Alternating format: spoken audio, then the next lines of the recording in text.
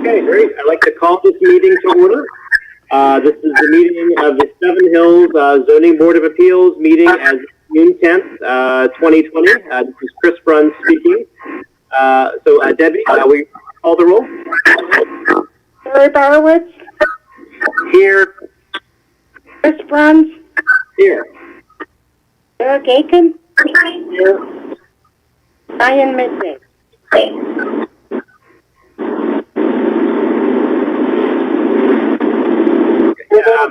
Is Rick Aiken?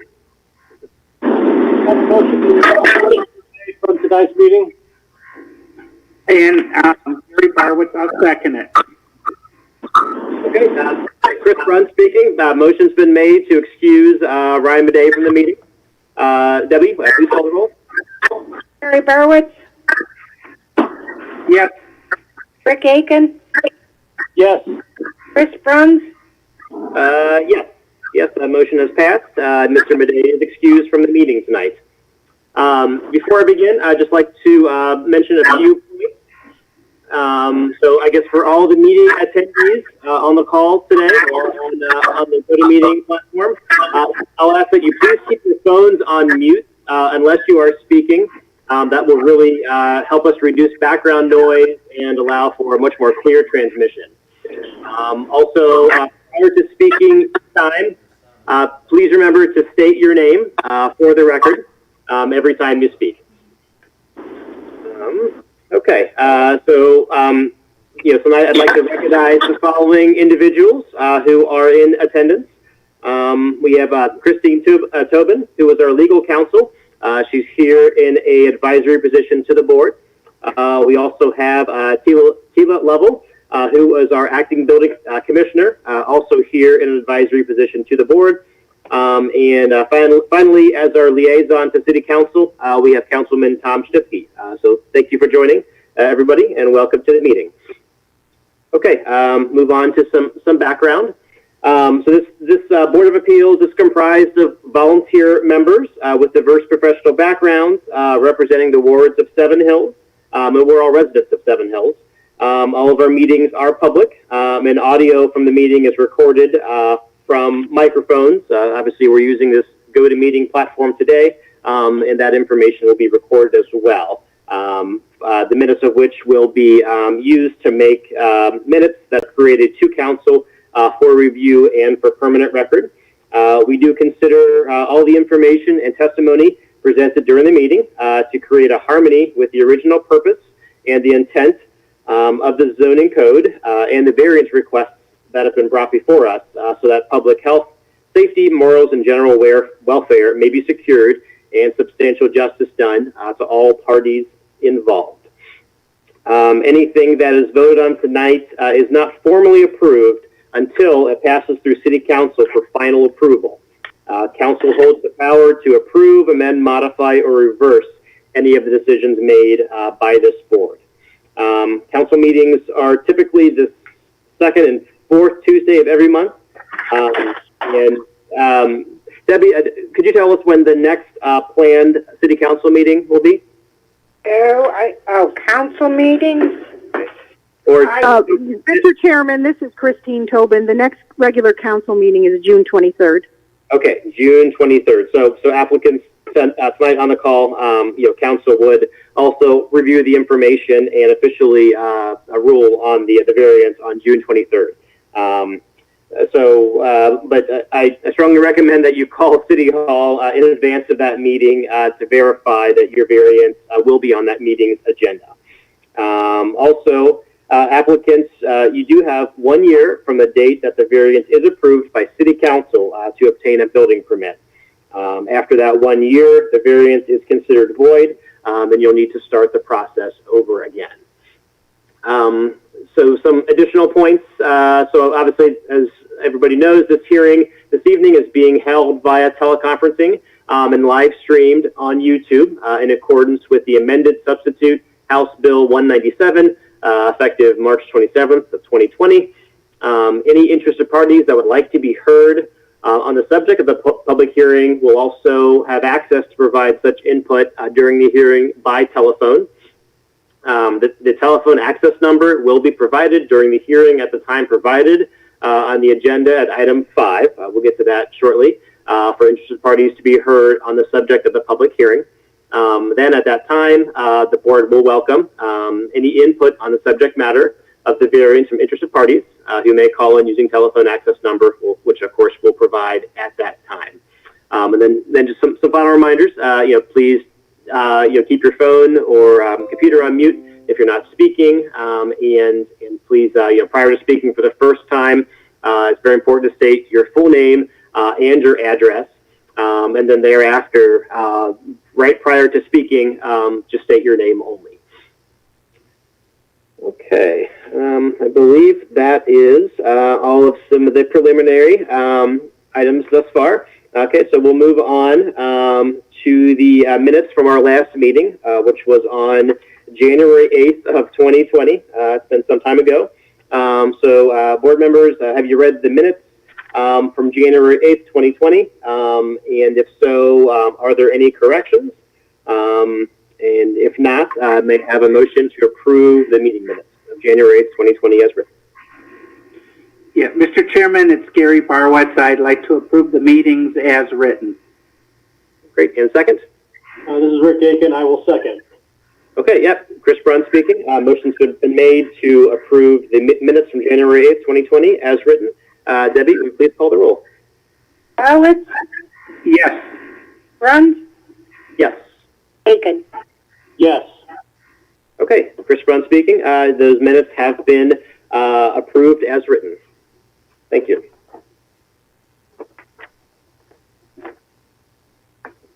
Okay, so Chris Bruns again. We'll move on to the new business portion of the meeting tonight. We do have two variances that have been brought before us tonight.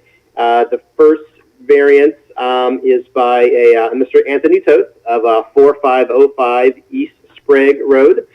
So he has requested a variance to ordinance number 963.02A, accessory buildings or uses.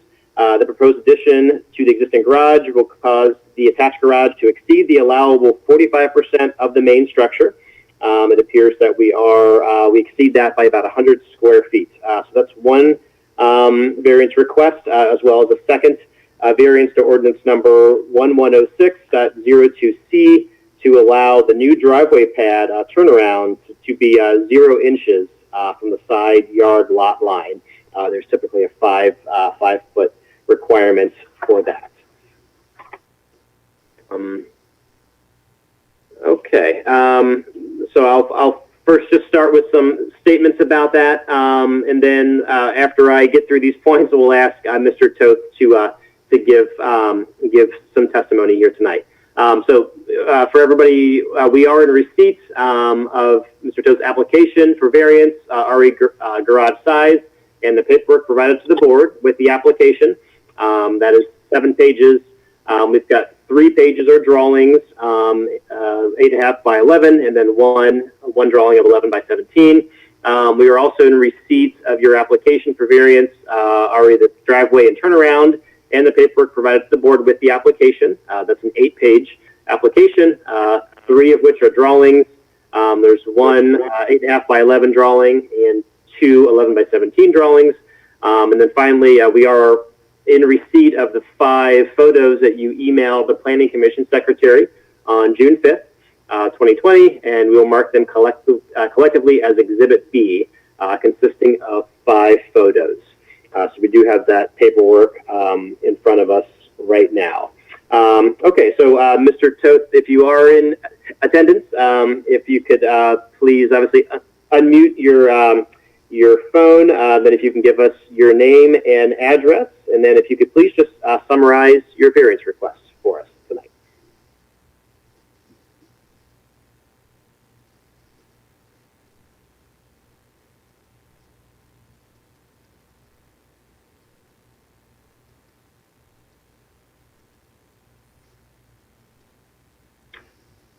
Okay. All right, yeah, this is Chris Brown speaking again. Yeah, we maybe can't hear you, Mr. Toth, so I do see that you're unmuted, but I'm not sure if there's an issue. Maybe try speaking again, please.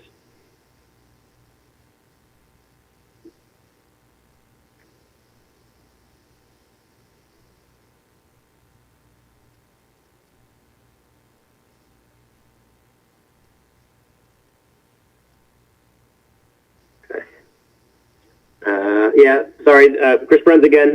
We're not hearing you right now, Mr. Toth. You may consider calling in. Let's see. I wonder what some of our options are. Maybe Spencer, any recommendations for Mr. Toth on maybe a different way that he could connect to the meeting tonight? Yeah, I would recommend calling in from your phone if the computer microphone that you're using isn't working.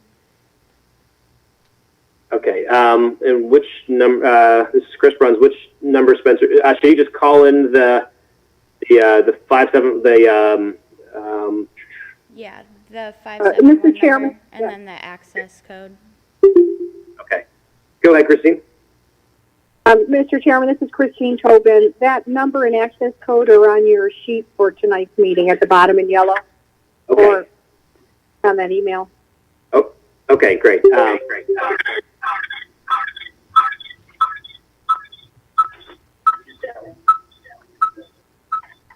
Okay, Mr. Toth, if I believe you're still on the line, you may call. Yep. So we can, oh, great. Is that Can you hear me?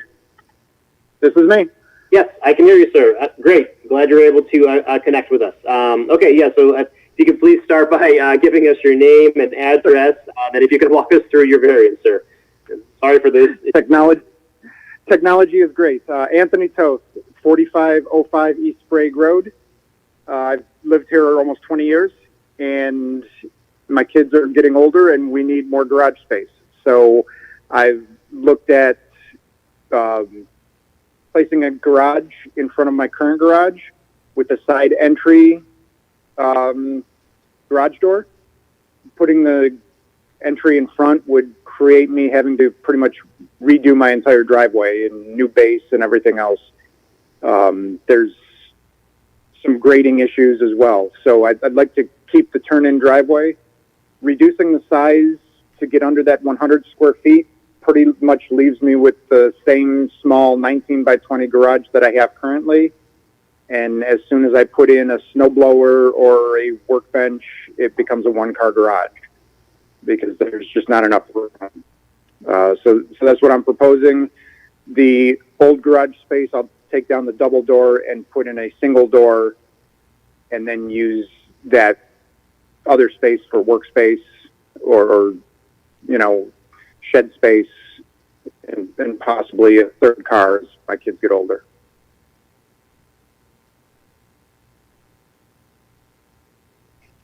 And that pretty much sums it up in a couple sentences. Okay, Chris Bruns speaking. I guess first off, any zoning board members have any questions for the applicant?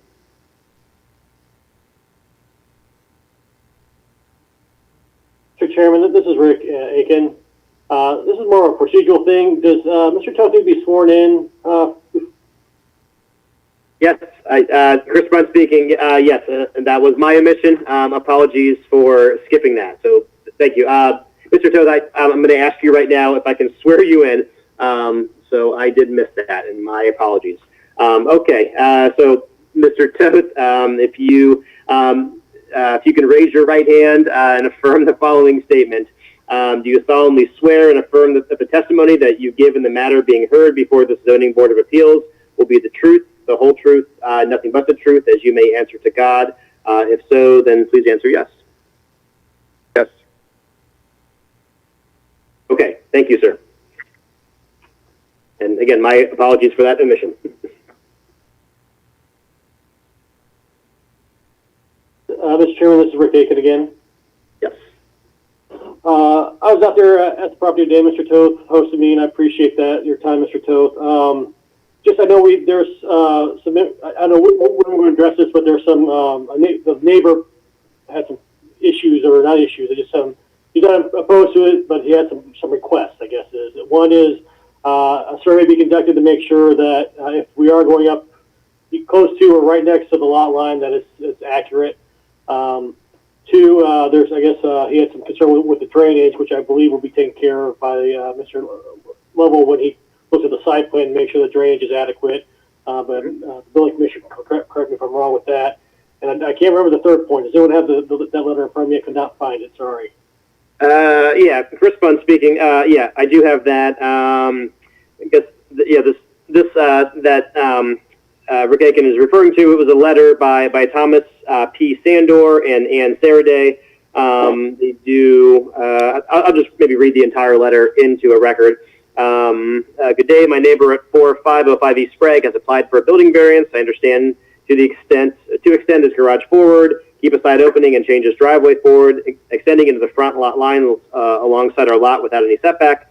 We do not have any issues with the variance, but request the following. Since the plans include a new driveway, we want to make sure the driveway is properly lowered to provide us with proper drainage of our front swale. Currently, our swale is supposed to go down to the front property line under his driveway and into his swale following the grade of the roadway. We request this be corrected when he puts his new driveway in to prevent our front swale from being constantly wet and accumulating water when it rains. Two, since our neighbor is requesting his driveway turnaround to be allowed on our adjoining property line, we request a survey be performed by a licensed certified surveyor along the front sideline to ensure there is no encroachment and no issues in the future should we decide to sell our property. And finally, ensure there is proper grading along the front property line to prevent the accumulation of water and ease of mowing since the neighbor has property that is lower than ours. And then again, signed Thomas P. Sandor and Ann Saraday, 4545 East Sprague Road. So yeah, I think it was that the proper grading along the front property line to prevent accumulation was the one point. Thank you, Mr. Chairman. This is Rick Aiken again. I just asked Mr. Toth if he wants to respond to that letter and if those are doable asks in his opinion. Yeah, this is Anthony Toth.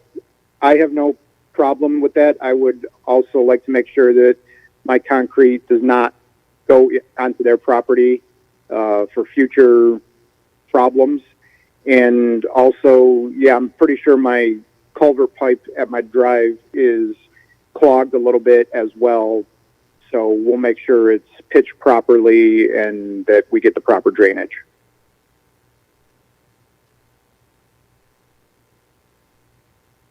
This is Rick Aiken. Additionally, I have spoken to them. They're nice neighbors to me, so there's no issues. They just wanted to clean up some loose ends. Again, this is Rick Aiken. Thank you. I have no further questions.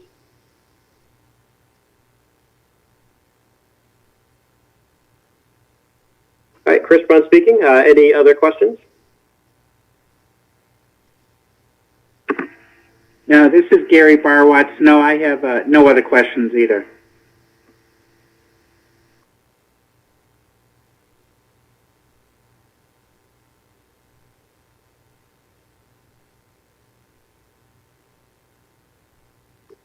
Okay, Chris Brown speaking. All right, question for Chris Tobin.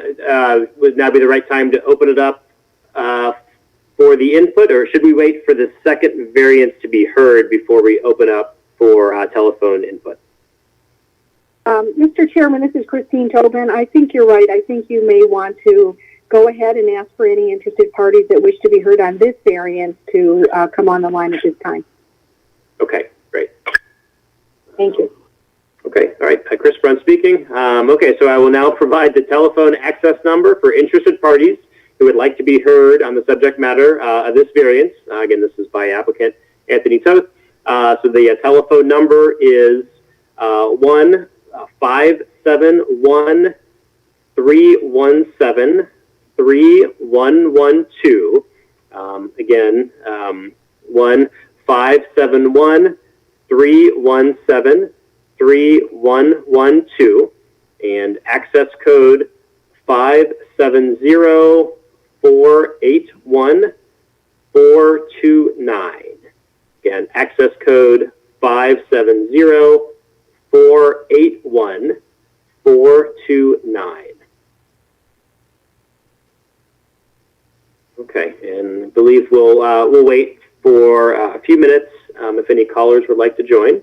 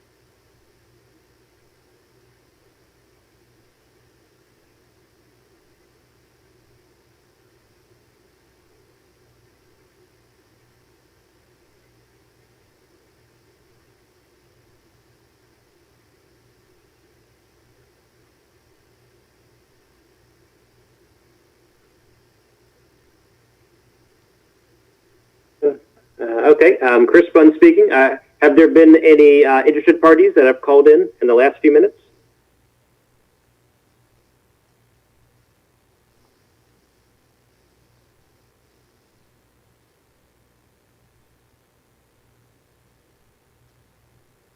Okay, I think I will take that as no additional parties have joined.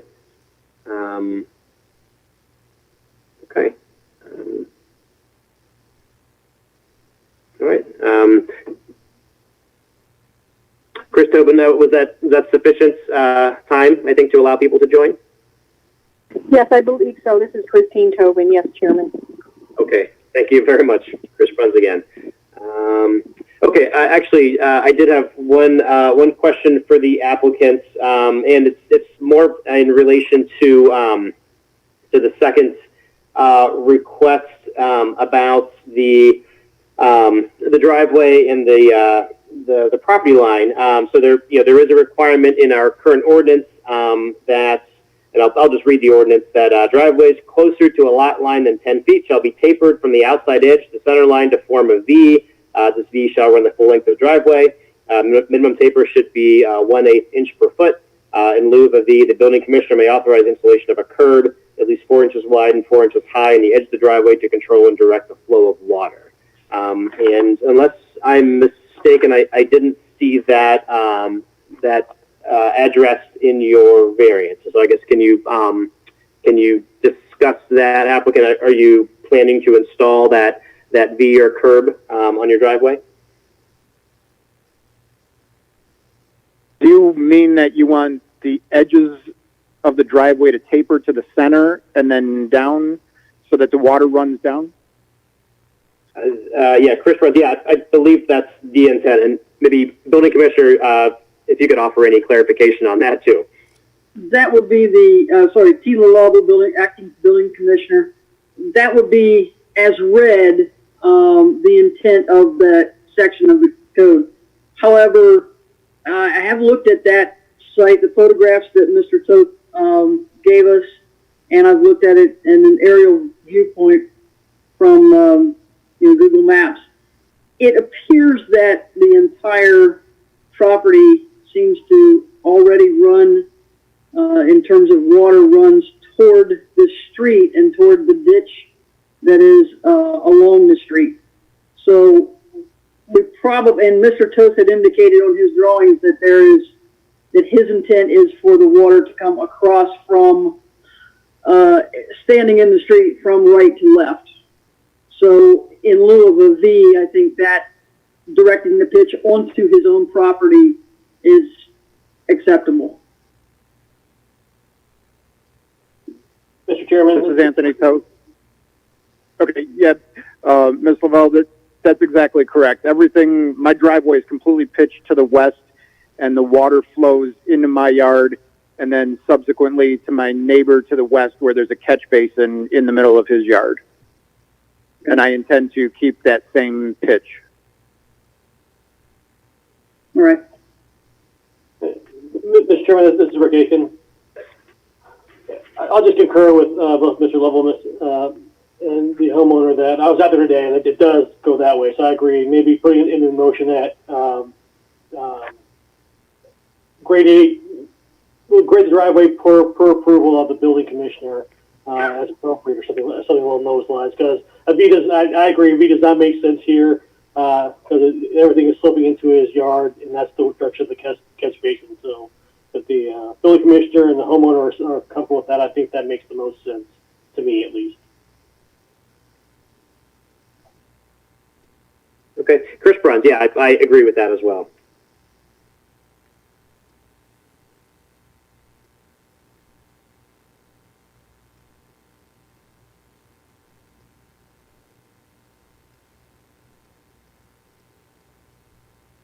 Mr. Chairman, this is Christine Tobin. Yes. I agree with that as well. I would suggest that in the motion considered that you actually do include a variance to 1106.02 subsection D to allow a variance for the building commissioner to determine, per the building commissioner's approval, let's see, for the building commissioner's approval to direct the flow, towards the west or onto the applicant's property as opposed to the neighbor.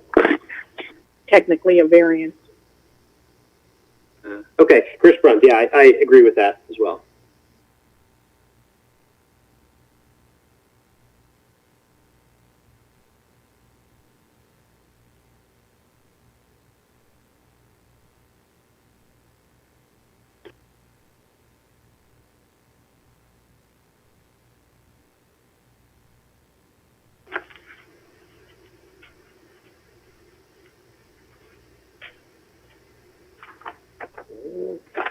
Okay, Chris Bruns speaking. Any final questions or thoughts?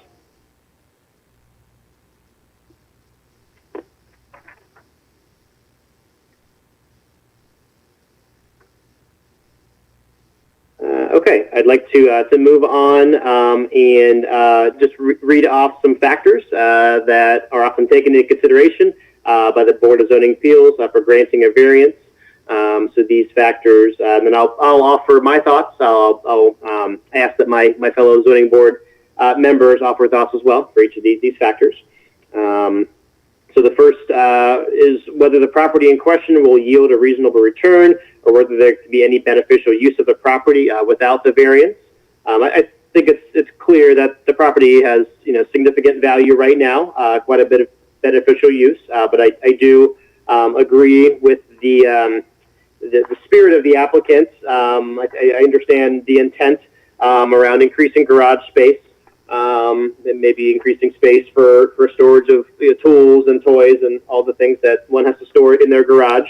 Certainly seeing the current condition of the driveway, it's quite weathered. I think it's certainly ready for replacement. So I do agree that the property has reasonable return now, but I think it would be significantly enhanced with this much larger garage and certainly improved driveway with the nice turnaround area. So I think we're certainly enhancing the value of the property significantly in this case. Any other thoughts on that factor?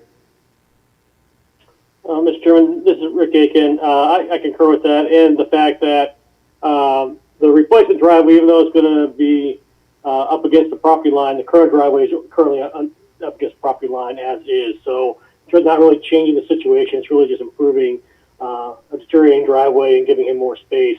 Again, these are another lot along a main drive in Seven Hills, which are very long. So it's not like he's expanding his house on a really small lot. It is a really long lot. You probably won't even be able to notice it once it's done and landscape appropriately along Sprague Road. Agreed.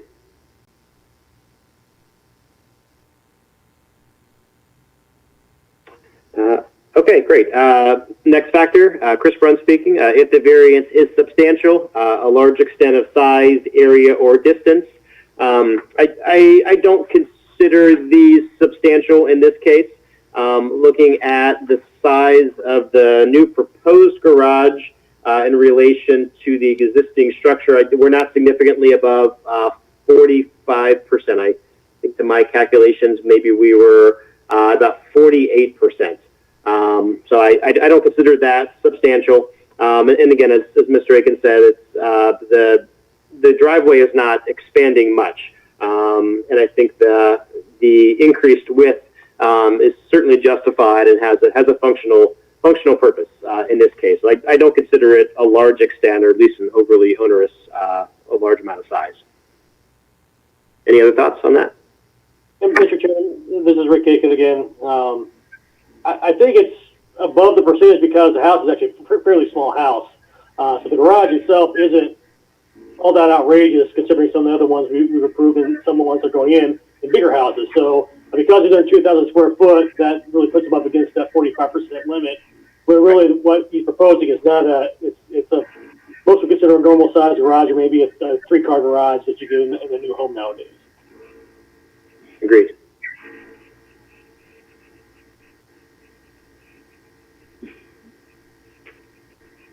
Okay. Next factor, Chris Front speaking, whether the essential character of the neighborhood would be substantially altered or adjoining properties suffer a substantial detriment as a result of the variance. No, I don't think we're definitely not out of character with the neighborhood. I think it will blend in nicely with certainly that home. It is a nice seamless approach. I don't think it'll actually be noticed much. Certainly the garage, I think, is from what I saw from the drawings, it's a very high quality, very aesthetically pleasing. Looks like good construction. So I think they'll be it'll blend in nicely, I think, with the style of the homes there. And then as the neighbor, Mr. Sandor and Ms. Faraday mentioned, they were okay with that. I think we talked about the elevation difference where this applicant's property is at a lower elevation than their neighbor, in which the driveway would hit the adjoining property line. So I don't have a concern about any substantial detriment in that case there. I think the water is going to be well controlled. Obviously, with the grading that we mentioned, and the shape of the driveway and the swales that exist at the front of those properties. So I really don't see any detriment at all to really any of the neighbors or the neighborhood. Any other thoughts on that? Yeah, this is Gary Barwatz. I agree. The curb appeal is going to really be good from the drawings, what we've seen, especially there on Sprague Road. So I have no problems with it. This is Rick Aiken. I agree with both your statements and my previous statement. Mm-hmm. Okay, thank you. Next factor, Chris Brunn speaking. If the variance were to adversely affect the delivery of governmental services such as safety forces, water, sewage, or garbage collection, I don't see those being negatively impacted. Honestly, the driveway is going to be of higher quality, so certainly getting cars back there, I think, would be enhanced. And yeah, really no impact to garbage collection, really anything of that nature. So I don't see any impact to any governmental service delivery. Any other thoughts? This is Rick Aiken. I agree. And not necessarily governmental services, but stormwater drainage, which is a huge issue in Seven Hills, will actually hopefully improve some of that situation. Not that I have more of any issues there, but the neighbor said that they get standing water, and the homeowner said his culvert pipe might be partially blocked. So this will undoubtedly improve the drainage in that area. Agreed. Next factor was the property purchased with knowledge of the zoning restriction. I'm uncertain about that, but I don't really have a concern on that front either. I think the applicant did mention that they've lived in the house for 20 years, so I don't think that's particularly relevant here in this case. Any other thoughts on that? No, I agree. This is Rick Aiken. I'll agree. I'll just, again, go back to my comments that the driveway replacement in particular is basically in a similar or same footprint as what's already there. So they're not really changing the characteristics of that property. Right. Even though they... Mm-hmm. Agreed. Okay. Next factor, whether the predicament feasibly may be resolved through some method other than a variance. I do agree that in order to have accessibility into the new garage space, one does need additional driveway space there, and the only way to go is to extend out, of course, to the neighbor's property line. So I don't see any way to still have usability of that garage space and ability to park cars and do everything that we all like to do in our driveways. So I don't really see any other resolution. I understand the applicant's desire to add additional garage spaces where they can park vehicles and house workshops and tools, and again all the stuff that we keep in our garages. So I don't really see any other ways. I support the applicant in that regard. Any other thoughts? Yeah, this is Rick Aiken, and I agree with you. There's no practical way to go about this. So in order for him to reach a percentage, without this variance, he'll have to add on to his house to increase the square footage, which doesn't make sense. And the driveway is the driveway, and I have one here that at my home that has a variance that in order for it to be put in, when I get it again, I'm going to have to get another variance, but my driveway's where it's at. It's not going to, there's no logical place to move it. So, yeah. Agreed. Okay. Chris Bruns again. And then whether the spirit and intent behind the zoning requirement would be observed and substantial justice done by granting the variance. I still do think we are upholding the spirit and intent, certainly behind the relation of size between a garage and a house. Again, I think he's certainly quite close in this instance. So I don't see a major issue there. And then obviously with the property line, stormwater management, I think is a big concern. I do think that is properly addressed here. So I think we are upholding the spirit and intent behind the original zoning requirements. Any other thoughts? Rick Aiken, I agree.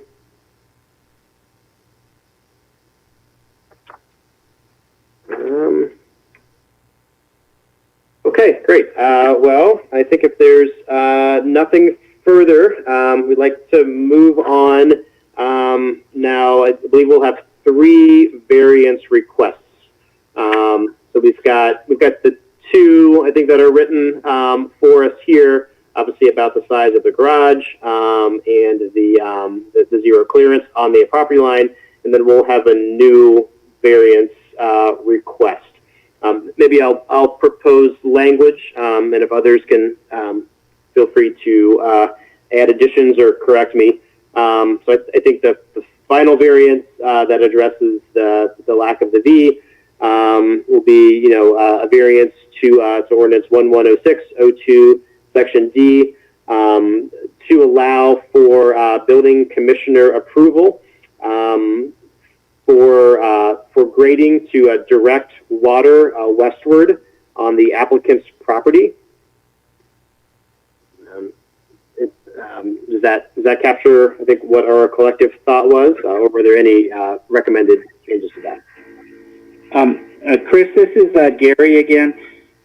Couldn't we put those both with the driveway like it is written right now? Just have it contingent on the building commissioner's approval for the zero clearance driveway? Do you need 3 variances, or can we just make it to 2?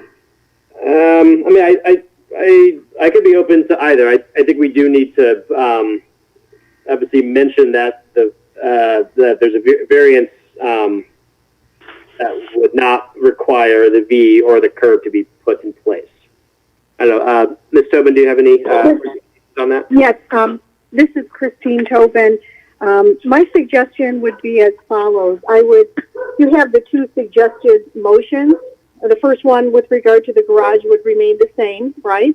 The second motion, where you see the red language beginning, there I would get rid of the red language and I would write this. And a variance to ordinance number 1106.02D to allow for building commissioner to approve driveway provided water drainage will flow to west without necessity of V or curb as otherwise required by section D. So basically you combined 2 into the second one, but they both have to do with the driveway and the turnaround. And then the first one is for the garage. This is Rick Aiken. Could you repeat that? My shorthand. I sure will. No. I'm sorry, I sure will. Okay, so where the red language begins, we're going to not have the red language, and we're going to add this. And a variance to ordinance number 1106.02D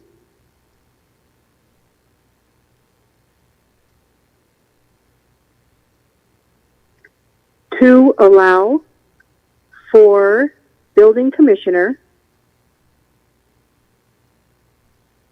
to approve driveway provided water drainage will flow to west without necessity of V or curb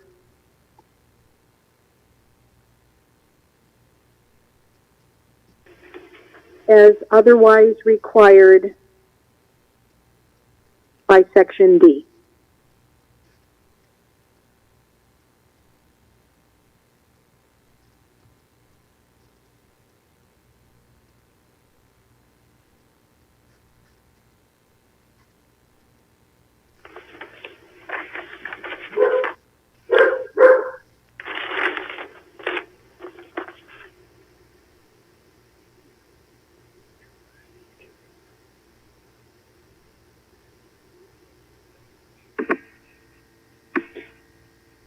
Rick, this is Gary Barwatz again. Did you get that? I was cutting off a little bit.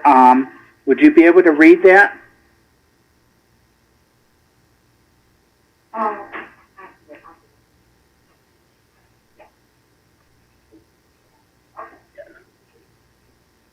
Chris Brunt speaking. Yeah, I'll read, Rick, kind of what I have.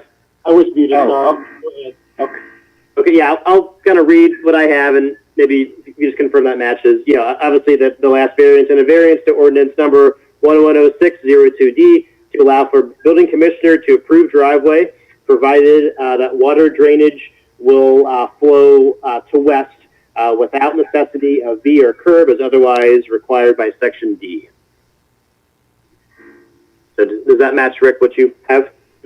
Just to confirm, it's 1106.04D, 02D, 02, I believe. 02. 02D. That's correct. Okay. Yep, that matches me.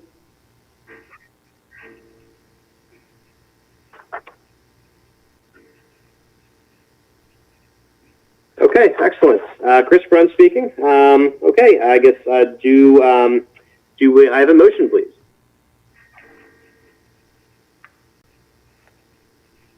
Mr. Chairman? Yeah, this is Gary Barwitz. I move that the board vote whether or not to grant the applicant and property owner Anthony Toth of 4505 East Sprague Road a variance to ordinance number 963.02A2 to allow the construction of addition to the existing garage, which will cause the attached garage to exceed the allowable 45% of the main structure by approximately 100 square feet as shown on the drawing submitted with the application. Okay, Chris Brunt speaking. Yes, the motion has been made. Do I have a second, please? Mr. Chairman, this is Rick Aiken. I will second. Okay, wonderful. So the motion has been seconded. Chris Brunt speaking. And then I'll restate the motion one more time. Motion's been made that the board vote whether or not to grant the applicant and property owner, Anthony Toth, of 4505 East Sprague Road, a variance to ordinance number 963.02A2 to allow the construction of an addition to the existing garage, which will cause the attached garage to exceed the allowable 45% of the main structure by approximately 100 square feet, as shown on the drawing submitted with the application. Debbie, will you please call the roll? Barwitz, Yes. Aiken, Yes. Brunt. Yes. Okay, Chris Brunt speaking. Yeah, that motion has been accepted by the board. Okay, now we will move on to the next variance request. So, Councilman Aiken, do I have a motion? Yes, this is Rick Aiken. I move that the board vote whether or not to grant the applicant and property owner, Anthony Toth, 4505 East Sprague Road, a variance to ordinance number 1106.02C to allow the construction of a turnaround that will have zero clearance of the property line as shown in the drawing submitted with the application, and a variance to ordinance number 1106.02D to allow building commissioner to approve driveway provided water drainage will flow to the west without necessity of a V or curb as otherwise required by Section D. Okay. And Yep. I'll approve. I'll second. This is Gary Barwitz. Excellent. Okay, we have a second. Chris Brunt speaking. The motion has been made that the board vote whether or not to grant the applicant and property owner, Anthony Toth, of 4505 East Sprague Road, a variance to ordinance number 1106.02C to allow the construction of a turnaround that will have zero clearance of the property line, as shown on the drawing submitted with the application, and a variance to ordinance number 1106.02D to allow for the building commissioner to approve a driveway provided that water drainage will flow to the west without necessity of a V or a curb as otherwise required by Section D. Debbie, will you please call the roll? Horowitz, Yes. Aiken, Yes. Hunt. Yes. Okay. Chris Brunt speaking, and that motion has also been approved. So yeah, I think that concludes the variance requests by this applicant. So again, applicant, very important that you wait until the city council meeting because they will again have this variance request officially. Yeah, I think that is the result today. So yeah, you're welcome to stay on if you'd like to, applicant, to hear the second variance. If not, you're obviously welcome to leave the meeting. Okay, so now we will move on to our second variance request for the evening. 1 second while I get settled here. Wow, it's really raining over here.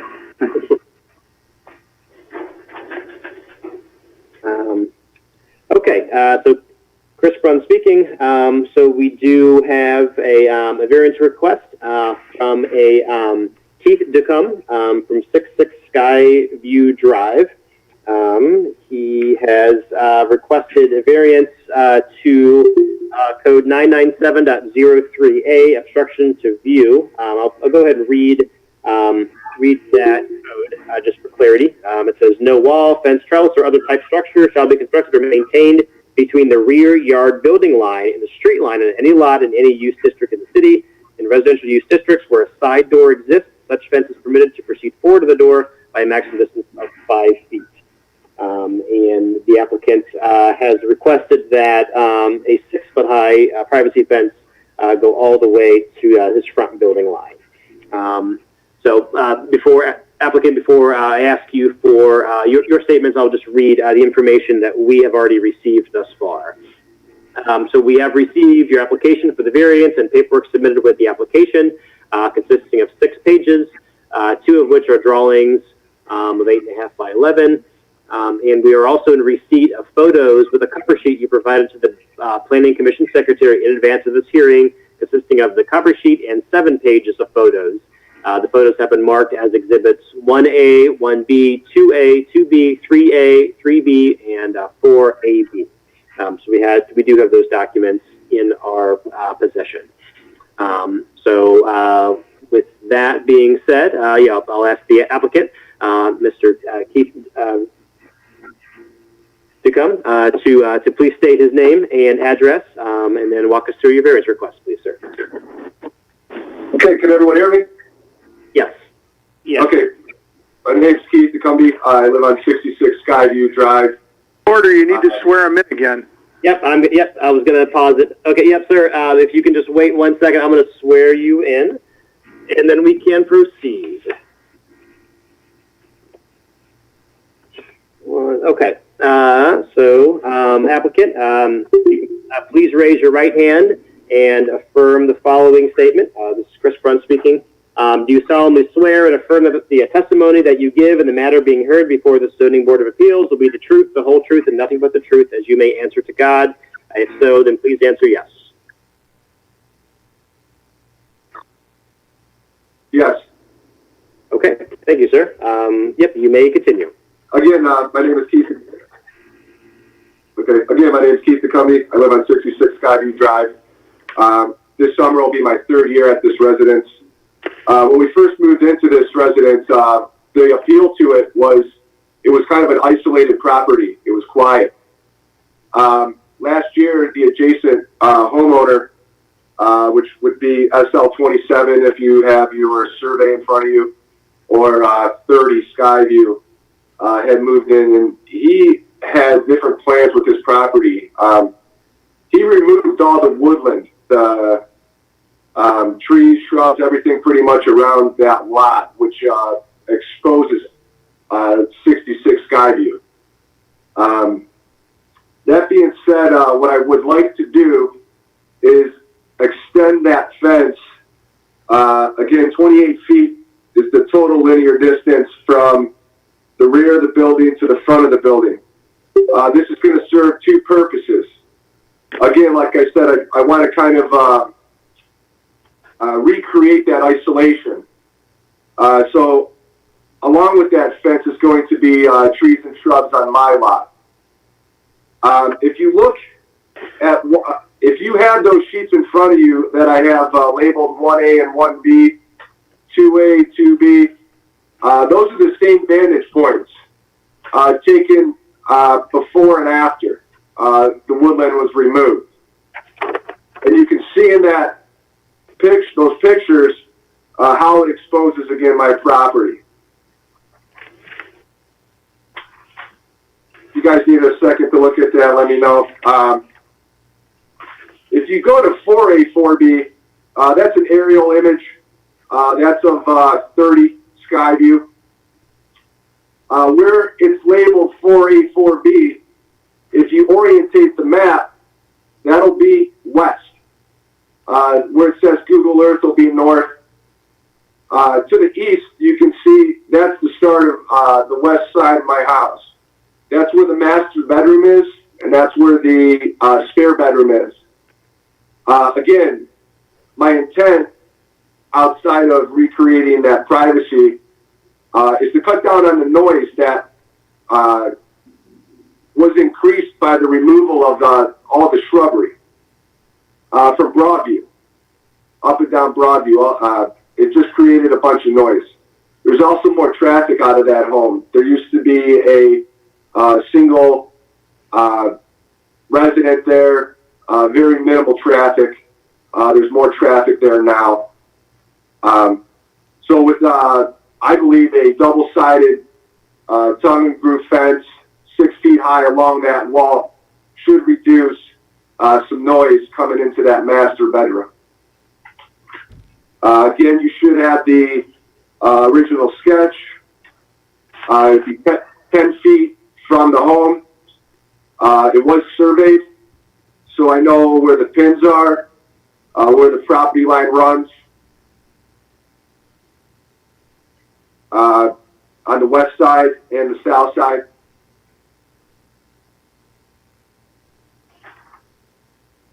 And that's pretty much why I'm asking for a variance.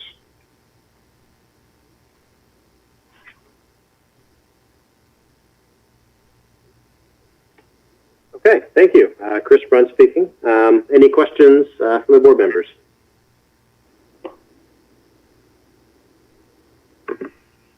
No, I have no questions. Gary Barwatz, no.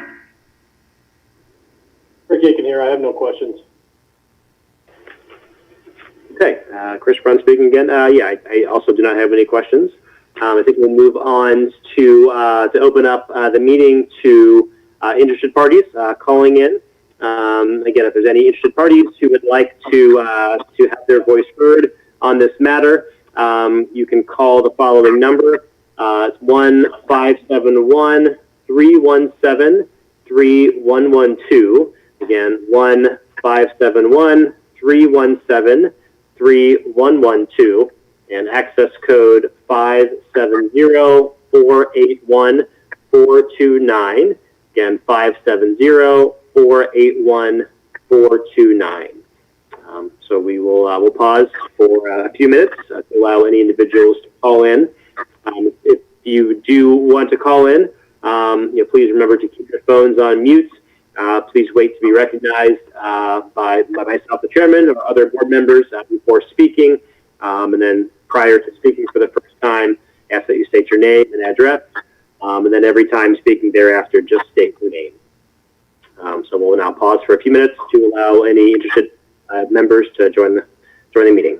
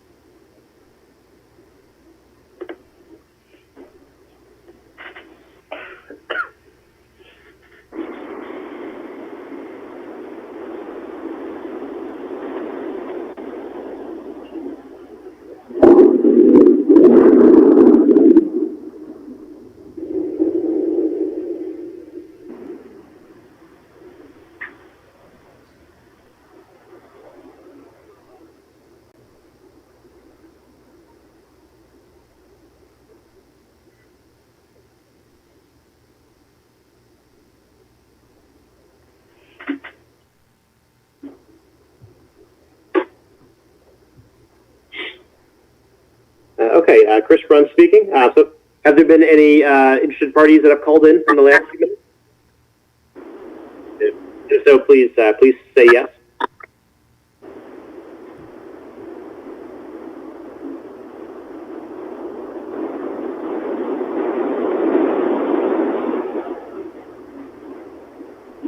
Okay, I will then conclude that nobody else has called in.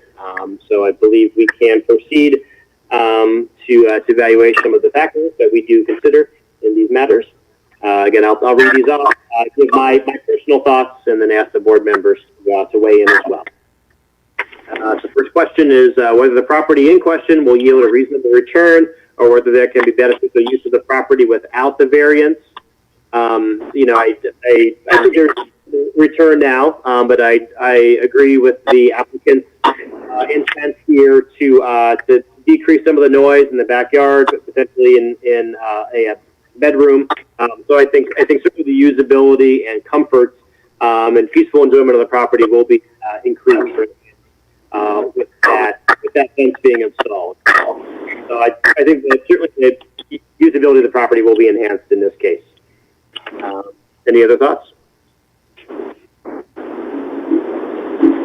This is Rick Aiken, Mr. Chairman. There was a stark change in that corner when those trees were cut down. It was driving by, and it almost took your breath away how much that changed. So I completely empathize with the homeowner situation right now. Trying to get some of that back, kind of the home that I fell in love with, study he fell in love with, has been drastically changed. So I understand what, that this is trying to get that back where he somewhat can, back to where, close to where it used to be, or at least somewhat similar to what it used to be.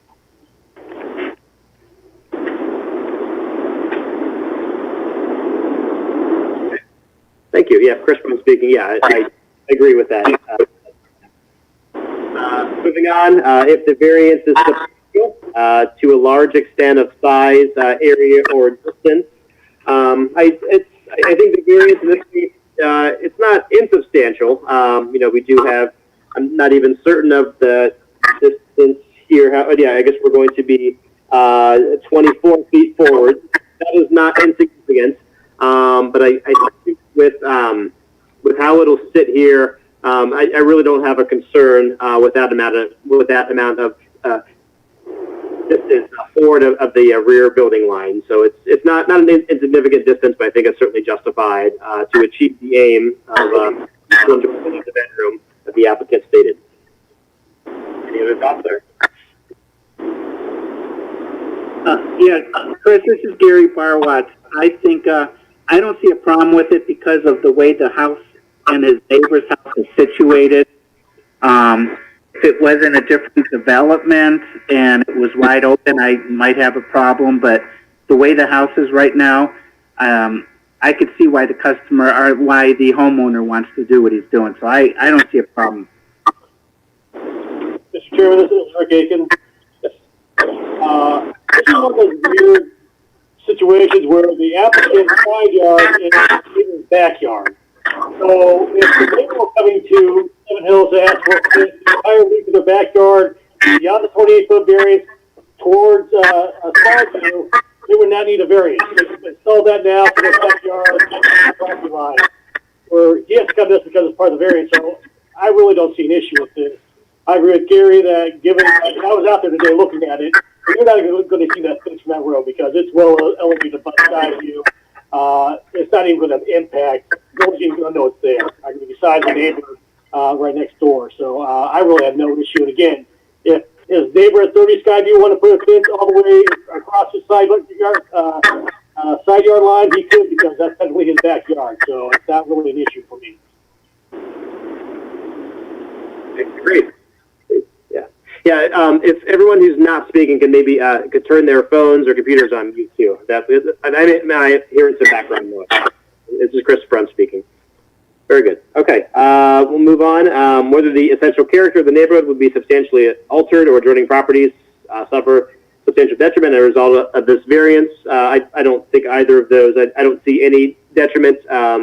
Councilman or Board Member Aiken mentioned about the view certainly from Broad Broadview, yes, I don't see any issues. I think it's really not going to be seen very much at all. So I don't see any impact on the neighborhood, nor really that back property.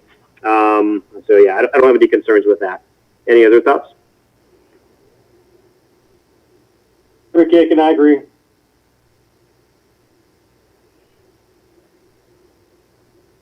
Okay, Chris Bruns again. If the variance would adversely affect delivery of governmental services, safety forces, water, sewerage, garbage collection, no, I don't see any issues there. Obviously, the fence, sorry, the gate, the fence has a gate at that corner as well, so certainly access is still able to be achieved back there. So yeah, I don't have any issues with that. I don't see any impact at all. Any other thoughts on that matter? Rick Aiken, I agree. Gary Barwatz, I agree with you, Chris. Okay, great. Chris Bruns again. If the property was purchased with knowledge of the zoning restriction, I guess I'm uncertain of that, but I am certain that the applicant says, and obviously we all know from driving by there that the property was purchased, I think with the expectation that there'd be a natural break from obviously the noise from the road and that property, all that nice, all that brush and trees and whatnot, and obviously that's been taken away. So I think the applicant did have a expectation for kind of a quiet property, which I think is reasonable. And this is one way to get closer to one of the reasons the applicant bought the property to begin with. So yeah, I don't have any issues with that. Any other thoughts there? Rick Aiken, I agree. It's again, when I saw what happened there, it literally took me and my wife's breath away when we saw it. It's a stark difference.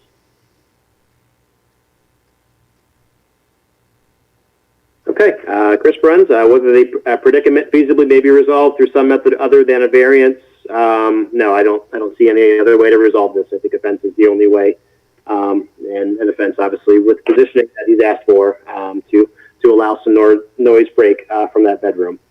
So yeah, I don't see any other ways around this. Any other thoughts?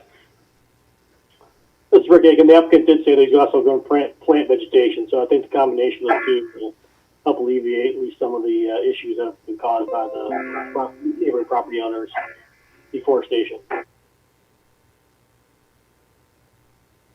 Okay, great. Chris Bruns again, finally, whether the spirit and intent behind the zoning requirement would be observed and substantial justice done by granting a variance. I think that the spirit and intent is still observed here in this case, obviously due to how the property is positioned. I think that fence is not going to be well viewed, or it's not really going to be viewable by quite a few positions around that property. So I think it will be somewhat hidden from view, but certainly fit in, I think, nicely with the overall aesthetic and feel. So I don't have a concern with that. I think we are still upholding the spirit behind the zoning requirement. This is Rick Aiken, Mr. Chairman. My statement is, of all the fence variances we've had, this one is the easiest for me to make a judgment on because of what's happened to the neighboring property. I completely get where the applicant's coming from. So I think this would be this variance would give the homeowner some relief from what's happened to that, give them a little more peace on the property. So. Mm-hmm. Okay, good.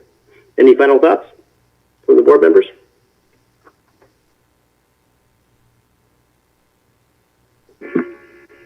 Okay, No, great. Gary, I'm fine with it too. Okay, Chris Bruns speaking. Okay, well then, do we have a motion? Excuse me, Mr. Chairman, this is Christine Tobin. Yes. Make your motion. I have a question. Has the distance from the rear of the home to the front of the home on the westerly side been verified to be 28 feet?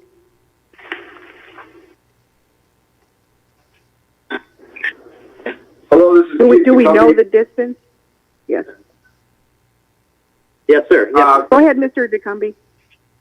So if you have the survey that was Xeroxed and submitted, the only number that you don't have is 3.75, and that is the width of my front porch. If you plug that number in, Not only do you get 28 feet by doing the math, I measured it with the tape measure to verify. So to answer your question, yes, it's exactly 28 feet. This is Christine Tobin. Thank you, Mr. DeCumbie. That will help us with the motion language. Okay. Nothing further.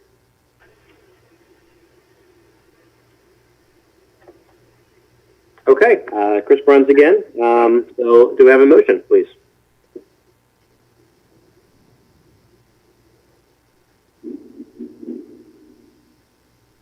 Mr. Chairman, Yes. Rick Aiken, I move that the board vote whether or not to grant the applicant and property owner to come be 66 Skyview Drive a variance to ordinance number 997.03A to allow the installation of a 6-foot high privacy fence 28 feet forward of the rear yard line on the westerly side of the home as depicted on the submitted application. And this is Gary Barwitz. I'll second it. Okay, yep, Chris Bruns here. Yes, the motion has been made to vote with the board, vote whether or not to grant the applicant and property owner, Keith DeCumbie, 66 Skyview Drive, a variance to ordinance number 99703A to allow the installation of a 6-foot-high privacy fence 20 feet forward of the rear yard building line on the westerly side of the home as depicted on the submitted application. Debbie, will you please call the roll? Horowitz, Yes. Aiken, Yes. Bruns, Yes. Okay, Chris Bruns here again. Yeah, that motion has been accepted, voted on and accepted by the board. Yep, again, applicant, that variance request will go to City Council for their next meeting in a few weeks here, so please wait until they vote before you proceed. Okay, I believe that concludes the new business portion of the meeting.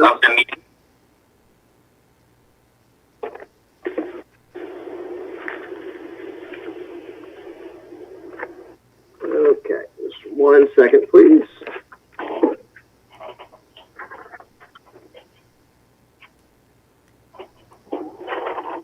Okay, Chris Bruns again.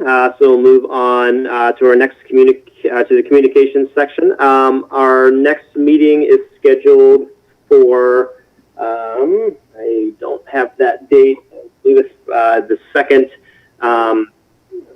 Wednesday, or no, the first Wednesday in July. Anyone have that date readily accessible? It's the second Wednesday now. Did we move it? Yeah, I think we did. It's either the 8th or the 15th. I'm not sure which one.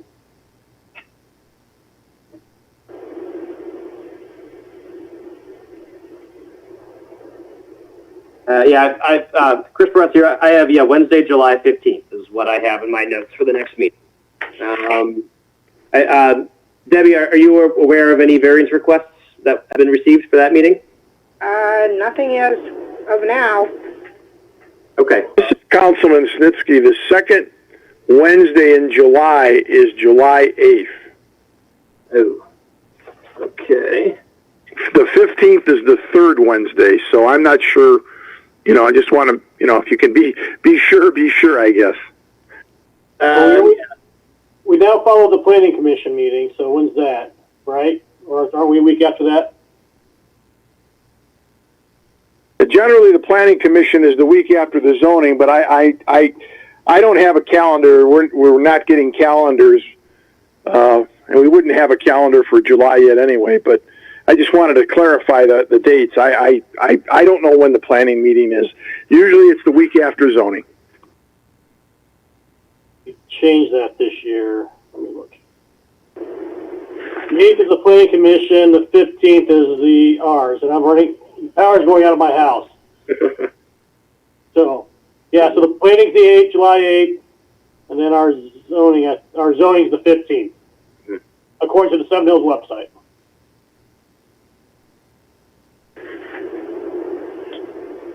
Okay, great. Thank you for that clarification. Okay, but the summer is still young, so I expect there may be some variance requests as building season kicks up. Is there any old business to address? Nothing. Okay. Great. Chris Bruns again. Any comments from the board members? This is Rick Aiken. I think we need to verify Ryan's contact information since we didn't hear from him for this meeting.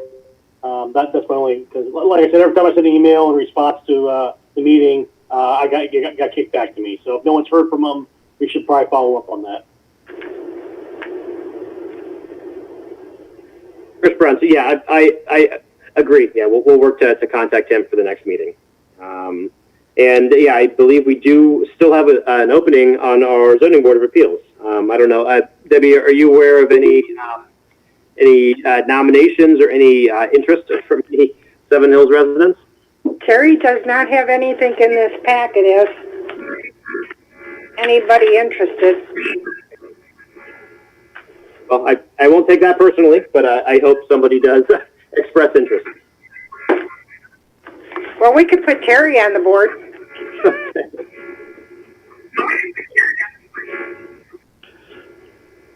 Okay, Chris Bruns again. Yeah, want to obviously thank everyone for your patience today. Certainly different format, but I'm very proud of how well we did. We adapted well to it, and certainly did the best that we could. So thanks everyone for your patience and contributions. I think it went quite well. Mr. Chairman? Yes. This is Rick Aiken. I'm going to make a motion to adjourn. Yeah, this is Gary again. Okay, yes. You're going to adjourn.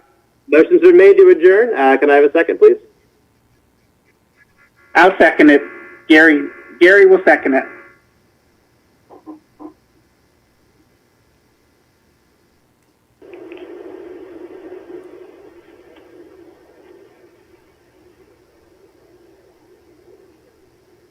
I vote yes.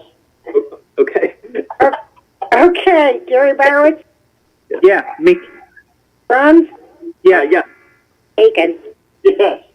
Thank you, Okay. Debbie. Yep. Thank you, everybody. Meeting stands adjourned. Okay. Yep. Thank you, everybody. Okay. Have a nice evening. Yeah. You too. Okay. Bye. Stay safe. Bye, everyone.